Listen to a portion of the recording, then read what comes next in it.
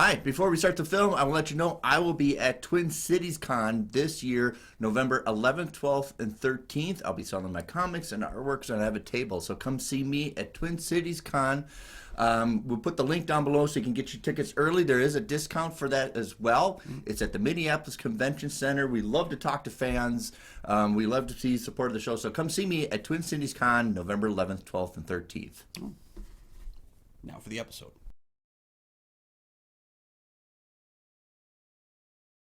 We're going to talk about a movie that was sold as merely just a fodder for like an old-fashioned football movie, old days of football, and that's where they really marketed it. They really didn't talk about the deep core of this movie at all when they talked about the trailers and everything, and the advertising, because they showed the snippets of playing football and it's all prep schools and stuff, but there's something more to this script. And you talk about there's not really a lot to talk about, and they sold it very deceivingly. Yeah. It's fascinating because I always kind of confused the movie with the very, very different movie, The Skulls, when I was younger, because it was a bunch of the attractive young males, and it felt to me like a secret society type. That's just how the film's trailer made it sound and the poster made it sound.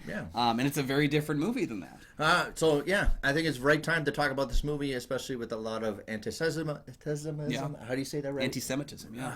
I'll work on that. I can write it. I can't say it. We shouldn't have to say it because it shouldn't be there. It shouldn't be there. And, of course, Brendan Fraser. Yeah, he's the Brendanisance. Yeah. So put on your ties. Let's go to school.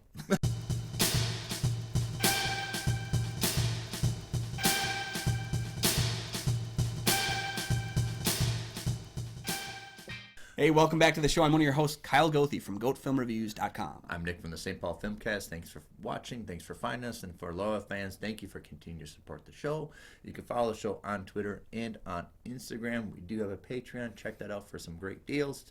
Both Kyle and I are members of the Minnesota Film Critics Alliance. Check out the webpage for critics reviews as well as ours. And we're going to talk about a sleeper hit from 1992. It's School Ties. Yeah, so it's 1959, and star quarterback David Green has been recruited by St. Matthew's School for his senior year, which may just help him get into Harvard. But first he has to keep a very, very secret from his anti-Semitic students. David is Jewish. So this is written, this is interesting. I didn't really think about it this time. This is written by Dick Wolf. It's a story by Dick Wolf. He also had another person help him write it. I can't remember. Daryl Ponnickson? Ponnickson. But Dick Wolf is really one of the core, because he Law and Order and all those offshoots of Law and Order. In Chicago stuff. Really likes to talk about honor codes and ethics. Especially when you watch the show Law and Order, about maybe if you break the rules, but also what's below the surface is not really needs to come out as well. And here he's talking about somebody like David Green, who's Jewish, who's getting recruited to a school, so they're drawing him in, but then don't talk about who you really are. We just want you for your services, but we don't really want the whole you. It goes back to that shut up and dribble line that we heard a lot of people telling black athletes over the last couple of years. So it's a movie that's very, very prevalent to today.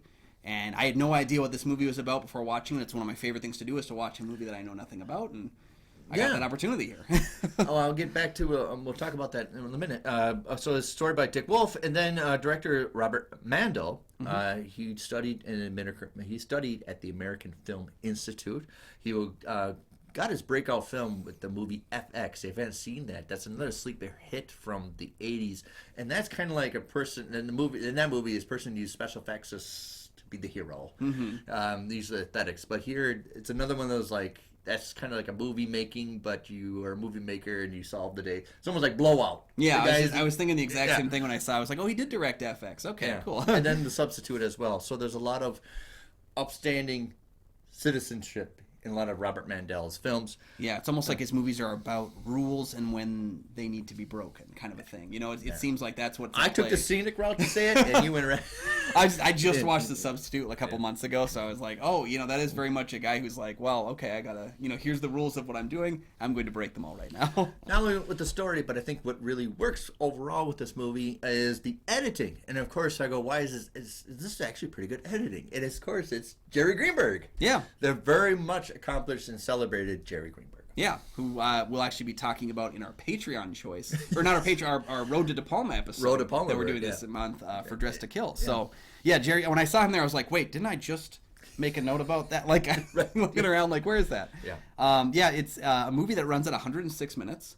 Yeah. And so it's a question of, again, like, you go into a movie like this, and it seems like, we like seeing movies where the rich people get a bit eviscerated.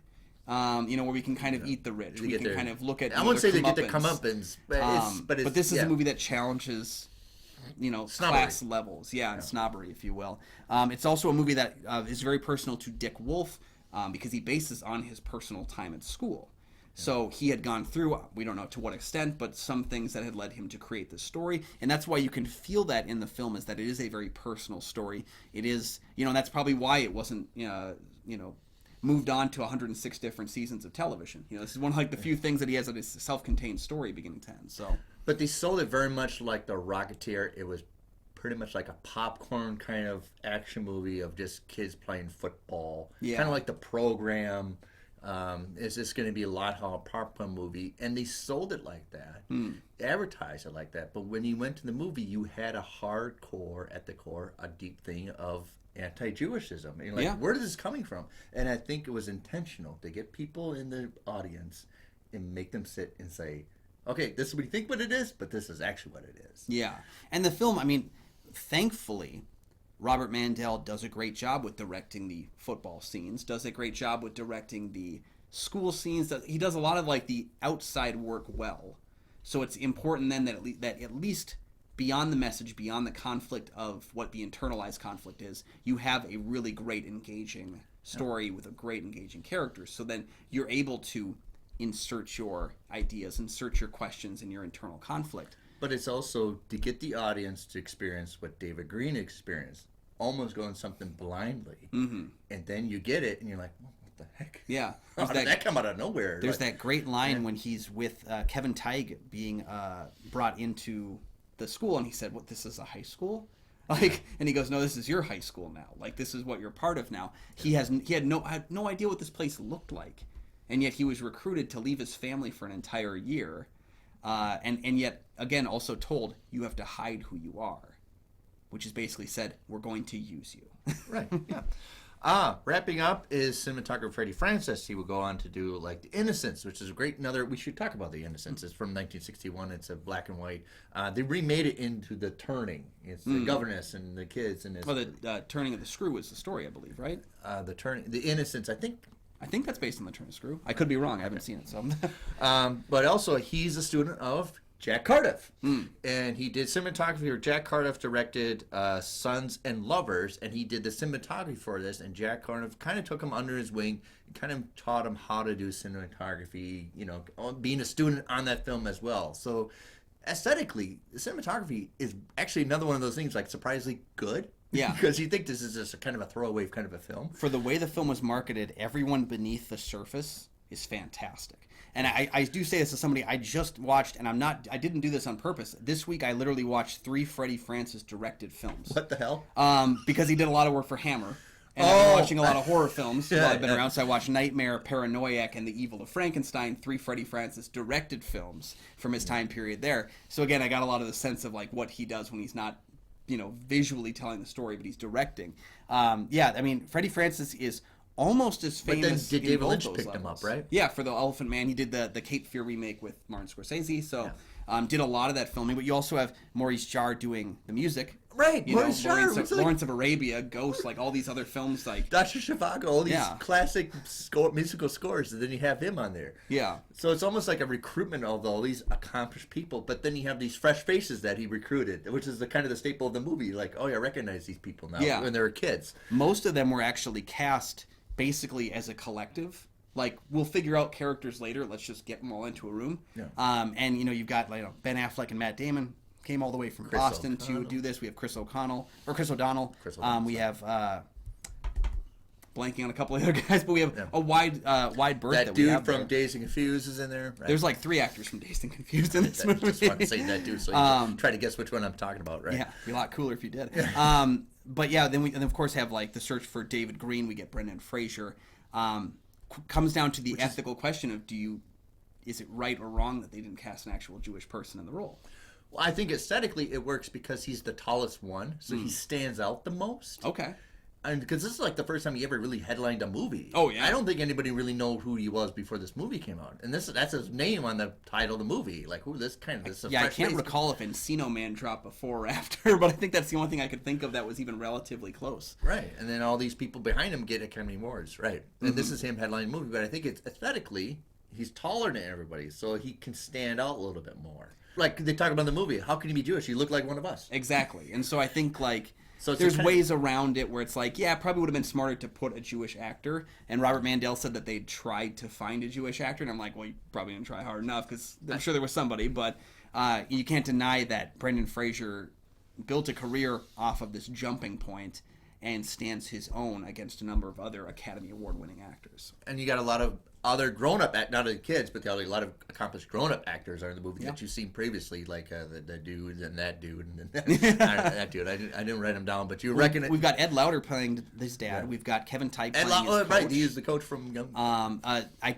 mess up the name all the time, but Zelko Ivanek playing the teacher, French teacher. Yeah, he does so well being slimy in this. Who a lot of people, I always associate him as being, he was on Heroes for a whole season, but then also one of his most notorious characters being in Bruges, where he plays the Canadian that he gets heat. Zelko Ivanek is another one of those great character actors who plays bastards well. Right, just subtly slimy. Right. Yeah. Right. So I think you have a great mixture of a lot of people who are academically trained on the crew, and then you can put people that are like peppered in experienced actors, older, but then you can get some people who are fresh face, and it kind of works out best. Yeah, it's like when I talked about that, having the younger actors for The Company of Wolves a couple weeks back, when we talked about how you put a young, fresh face in the role, you've got to surround them with people that can elevate that performance. Yes. And I think what's great about the cast that they have here is not only they're all great actors in training, but they have terrific chemistry in the group. So they actually almost elevate each other while being elevated by the circle around them that is lifting them up into the role. So I would go back and see if you can find a commercial, because I remember the commercial. It pretty much showed just the football scenes, a couple of Brendan Fraser, and the last one was him standing in the rain. They didn't talk about any of what really is this movie's about. Yeah. And so if you can find a commercial, it's School Ties. And I went to see this in the theater, and it's like, oh, this is not just a football movie like The Program. In fact, football is very much I guess it's a plot point to get the story going, if that. Right. Yeah. But it felt to me, I'd seen the trailer for it, and then I compared it to the trailer for Rudy, which is another movie that more about the football, but also about a lot of other things. Right. And also compared it to the Shawshank Redemption trailer from a couple years later, which was very much a focused story of jail time, but it was a period piece and a guy standing in the rain. So, it's almost like, well, we got a movie. There's a guy standing in the rain. Early 90s, we like standing in the rain. So, up next is our review of School Ties. When I critique Pillow Talk, how many pillows can you find in the movie Pillow Talk? How many ties did you find in School Ties? Well, I took a shot for every one, and I don't remember the last hour and a half of the movie. No, a lot of ties in School Ties. I liked when that came up, because School Ties I assumed to be just kind of the ties we have in school. I like that there's one on the outset early on in the film, and I was able to go, oh, they did it. I think this effectively works as the way they sell it. You think it's just a popcorn, fresh, kind of like Skulls, a throwaway movie. But when you watch it, there's something deeper that they're trying to talk about. Oh, absolutely. Yeah. I think that's an effective tool to use, because the enticement is all just, you could flush your brain and just watch a nice, friendly movie of Brendan Fraser, but then you have some deep themes in it. Yeah, and right now, you said it best at the beginning of our episode today, which is this movie feels never more important to talk about than right now, which is great, because if you haven't seen the film, it's on HBO Max. There's also a great imprint company Blu-ray dropping. The first Blu-ray for this film will finally be dropping later this year. So we've got it on the way if you want to have a conversation with School Ties, and now is the time to do it. Yeah. It's a movie that is so on, everything is on the surface. There is not like a bubbling undertone. Remember we talked about Black Narcissus, where so much of what's happening is not really part of the story, but it's constantly part of the conflict. This conflict is out in the open, and it is carried throughout the entire film. It's a really well developed drama thriller, you might say. Right. It's a drama that evolves into a thriller. You probably find it in the drama category. Yeah. But there is some thrilling elements. In fact, it's a little more thrilling even the ending of who's cheating. And it's almost like That it's finale like, was who's solving the incredible. murder and clue Yeah. with this aesthetic room of like the old British boardroom. Like it's almost like a murder mystery at the end. You know, there's that dramatic. I would almost argue that it's dramatic irony, that ending. And we're talking about the ending of the film here. Is that moment when he saw Charlie cheat, and we know as the audience who else saw Charlie cheat. Yeah. So we have the dramatic irony of knowing that he might not come forward, but then also seeing that David, being the person he is, goes up to Charlie and says, I don't want to have to say it. Don't make me. But I will protect the rest of the students. And from the moment that happened, I said, you idiot. Because he's going to get up and accuse you. Well, then that's effective writing because it makes you have a reaction Yes. to it. And for the next 5 minutes until that scene happened, I got pissed off. But I think it's right casting to have Brendan Fraser because everything David does is even his name, Green. David, it seems like fresh face. It seems like he's not experienced, maybe a little naive, a little bit doughy. He's not been jaded at all. Yeah. And he's trying to find the hope of humanity in anybody. And he goes to him as a last gesture, please don't let me turn you in. I want to be your friend. Yeah. And what's he going to do? He goes against him. And it's not until the last scene that David finally understands that I'm going to have to get my hands dirty a little bit. Yep. Yeah. I'm going to have to use the system the way the system has used me. Right. He is very much. I mean, when you look at green, what is green? Money is green, and we use it to purchase. But also, things. you're fresh too. Yeah. You're fresh face. You're out there. I mean, when I was a band, everybody tells us you're a little too green, which is like you're a little. That's true. Yeah, you're a little too unrehearsed yet. Yeah. That's not true about your band. I mean, that's true what you're saying.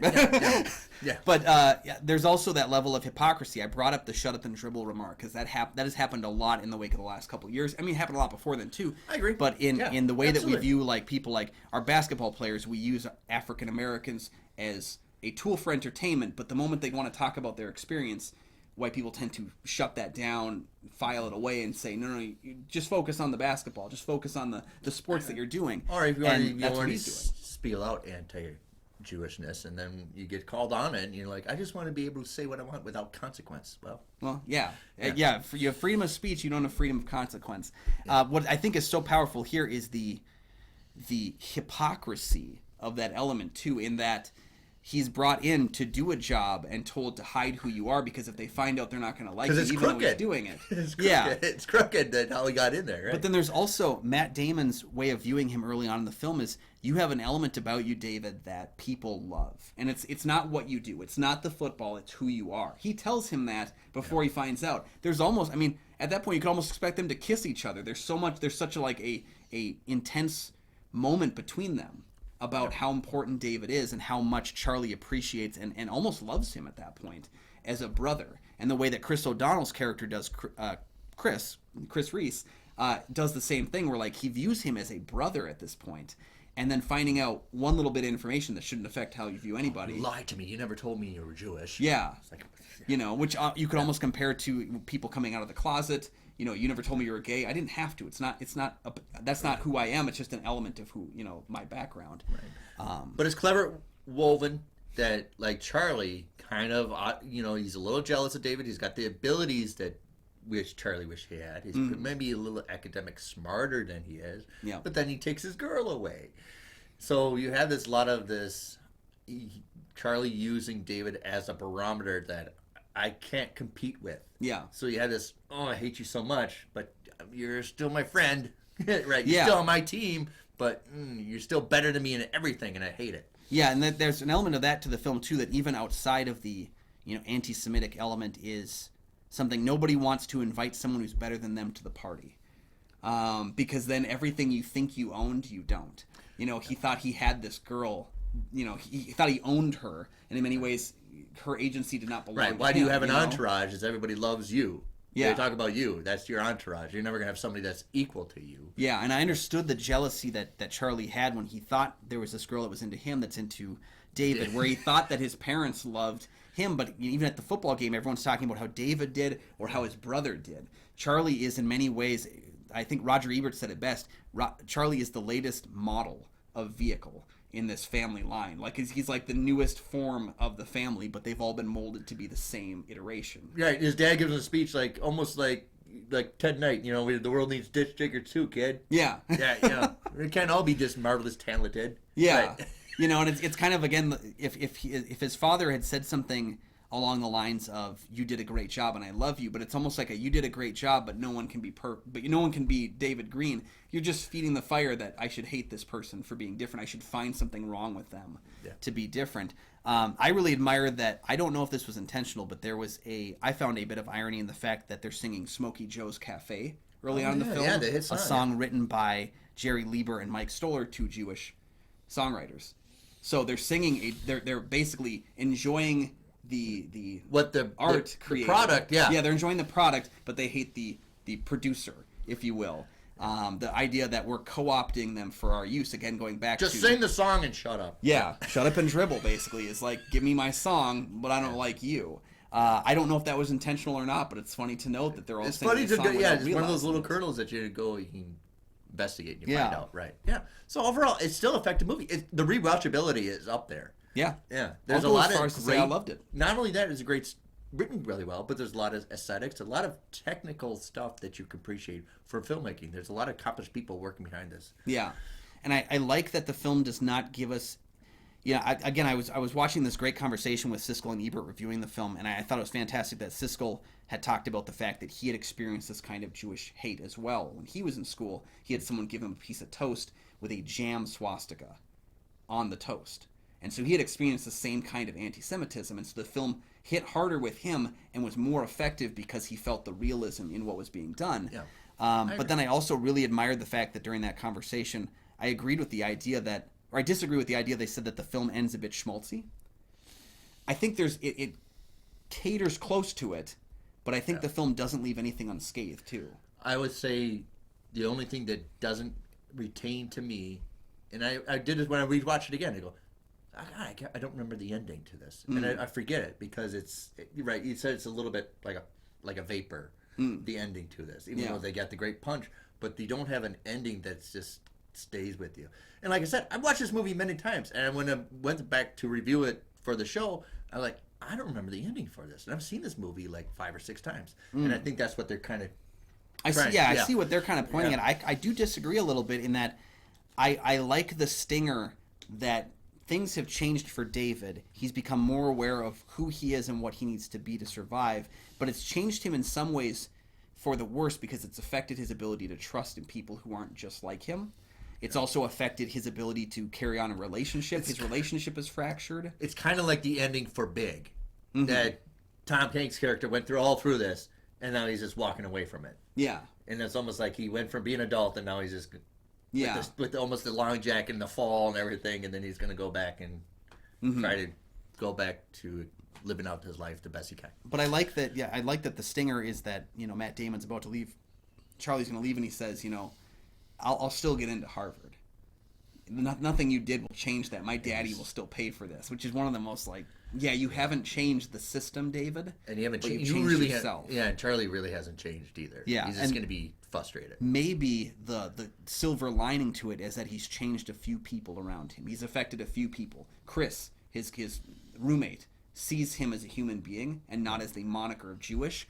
One of the other, Cole Hauser. I was going to say Cole Hauser is the guy who says, you know what, I've only known, he's the only Jewish guy I've known, and I like him, so maybe the other ones aren't so bad either, Then you got that very much like the Wild Ones beginning of the movie. It's kind of effective. Yeah. Kind of take out. So, have you seen School Ties? My gosh, I think we both say go see it. It's fantastic. I think this movie is great. I can't wait to watch it again. I'm hoping that imprint Blu-ray comes out and it gets great reviews because I'm going to go pick it up and add it to my collection. It wasn't really celebrated at the time. It didn't really get any heads up or nominations or anything, but I think it's important. I think it's like a lot of content to digest, Yeah, and I was surprised it had a more mixed reception. I think the film currently holds collector review-wise like a 60% on Rotten Tomatoes.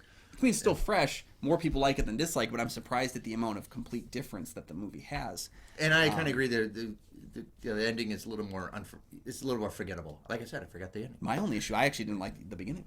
That's a little more, because that's a bit more cliche. It's kind of like a vapor goes in, Yeah. So let us know if you like the ending or the beginning more down in the comments section, and maybe we're in the middle of the Brendan-assance tell us a Brendan Fraser film we should cover next as well. We'd love to talk about it. Yeah, give me some. I love Bedazzle. Let's talk Bedazzle sometime. Thank you guys for joining us. Make sure to like and subscribe down below. They don't cost you a dime, and they super help the show. And make sure you never miss new episodes of it as it drops anyway, because we've got Mondays, Thursdays, and Scary Movie Saturdays all coming at you. And you can also join that Patreon to get our episodes of Road to De Palma, our monthly De Palma breakdown. You can tell us what to talk about in future episodes. You can get picks with Kyle and Nick. There's so much good content on that Patreon, guys. Check that out. And thank you for joining us. You can find all my film reviews over at goatfilmreviews.com. You can find my show, The St. Paul Filmcast, anywhere you find podcasts.